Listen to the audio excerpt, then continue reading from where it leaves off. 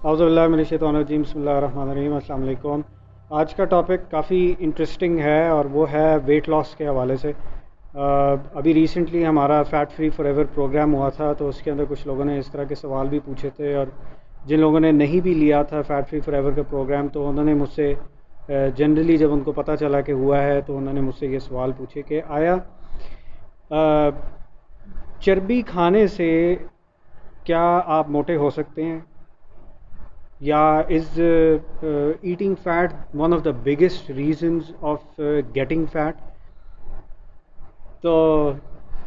میرے حساب سے ایسا نہیں ہے۔ میری جو انڈرسٹینڈنگ نیوٹریشن کی ہے اور میری جو انڈرسٹینڈنگ ویٹ لاس کی ہے، ان دونوں چیزوں کے اندر امنگسٹ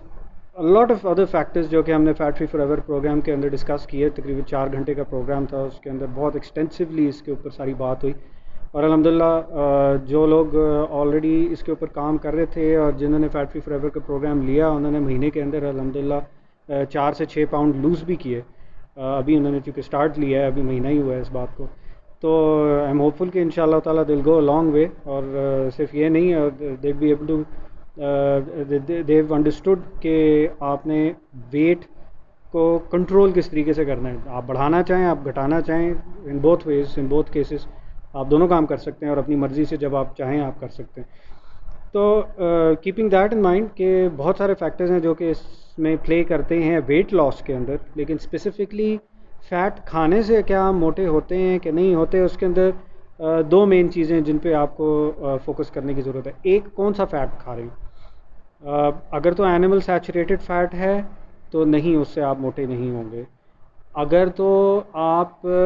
ویجیٹیبل فیٹ کھا رہے ہیں، ویجیٹیبل جو ہائیڈروجنیٹڈ فیٹ ہوتا ہے، یس، اس سے آپ موٹے ہوں گے بھی،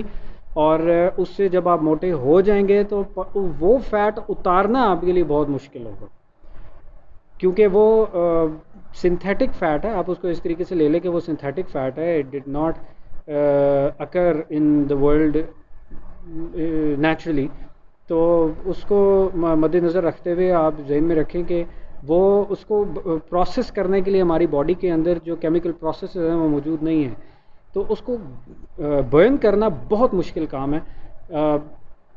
ایز کمپیئر ٹو جو آپ کا اینیمل فیٹ ہے، جو کہ سیچوریٹڈ فیٹ بے شک ہو، لیکن وہ اینیمل فیٹ ہے، وہ نیچرل سورس سے آ رہا ہے،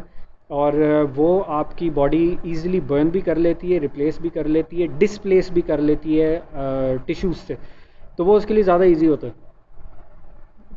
دوسری چیز جو آپ کو ذہن میں رکھنی چاہیے وہ یہ رکھنی چاہیے کہ کیا فیٹ ہی میجر سورس ہے فیٹ بنانے کے لیے، تو نہیں، یہ بھی سچ نہیں ہے۔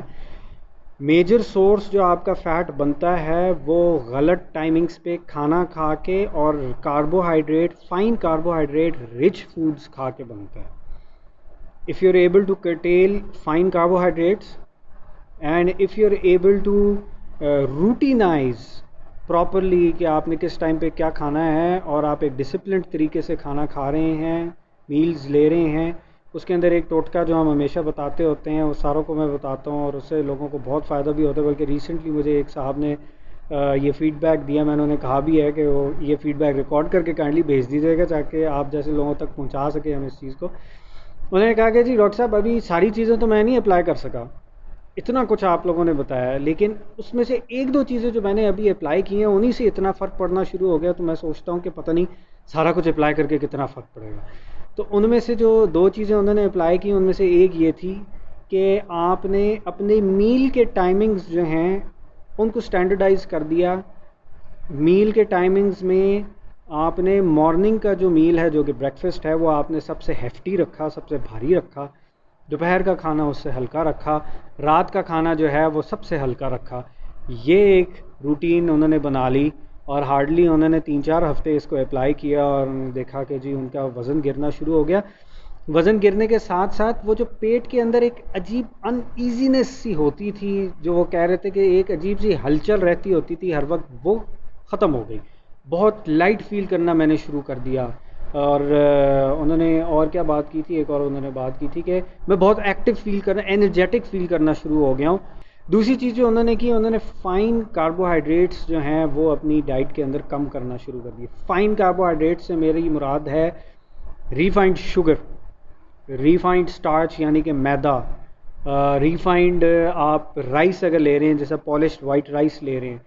ان چیزوں کی اگر مقدار آپ اپنی ڈائٹ میں کم کر دیں، اور کریونگز جو آپ کی ہو رہی ہیں پورے دن کے اندر، ان کریونگز کو اگر آپ مارننگ میں لے جائیں، بریکفسٹ میں لے جائیں، تو آپ دیکھیں گے کہ بہت زیادہ فرق پڑے گا۔ تو آئی ہوپ کہ چھوٹی سی ویڈیو ہے، اس سے آپ کو کافی فائدہ ہو، اور یہ چند گر ہیں